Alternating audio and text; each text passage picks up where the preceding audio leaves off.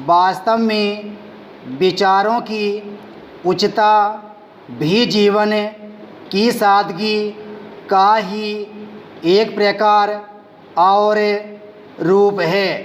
जिनके विचार उच्च होते हैं वे लोग हमेशा सत्कर्मों के संपादन में प्रवृत्त रहा करते हैं।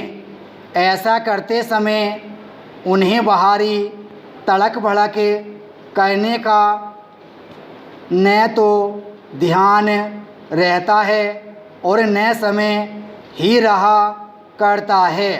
उनका विचार और कर्म बल्कि सारा जीवन व्यवहार के स्तर पर सादगी का प्रतिरूप बनकर रह जाया करता है।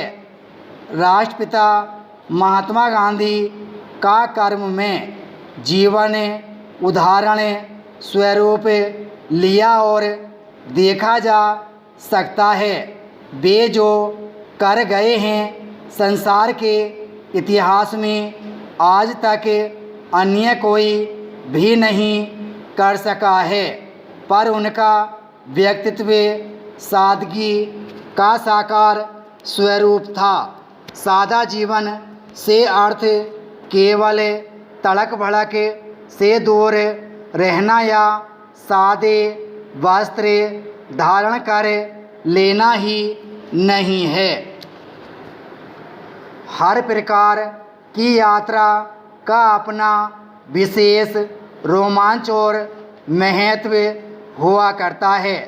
यात्रा चाहे रेल द्वारा की जाए, चाहे बस या किसी अन्य वाहन के द्वारा, यदि हमारे मन मस्तिष्क रोमांच और आनंद पाने के इच्छुक हैं तो इस सब की प्राप्ति अवश्य होती है।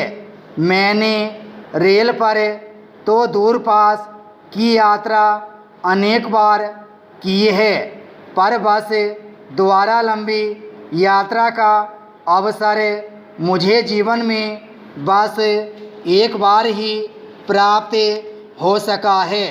यह यात्रा कोई एक दो दिनों की नहीं, लगातार 32 दिनों तक बस को ही अपना घर द्वार सब कुछ मानकर रहना पड़ा। साथ में परिवार के अन्य सभी सदस्य तथा कई अन्य परिवार भी थे। इस कारण हमें अजनबीपन का अनुभव कतई नहीं करना पड़ा। अब यह बहुत ज़रूरी हो गया है कि भारत उच्च स्तर पर कतर की भावना को समझने की कोशिश करे। भरोसा टूटकर विद्वेष और दुख में बदल जाए, उससे पहले ही सुलह की दिशा में बढ़ना चाहिए।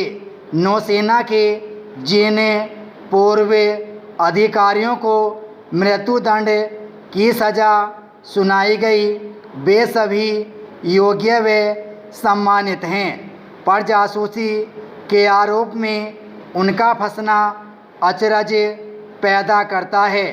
इन भारतीयों ने समूह में रहते हुए क्या जासूसी की है और इससे कतर का क्या नुकसान हुआ है, इसको तार्किक रूप से समझना ज़रूरी है।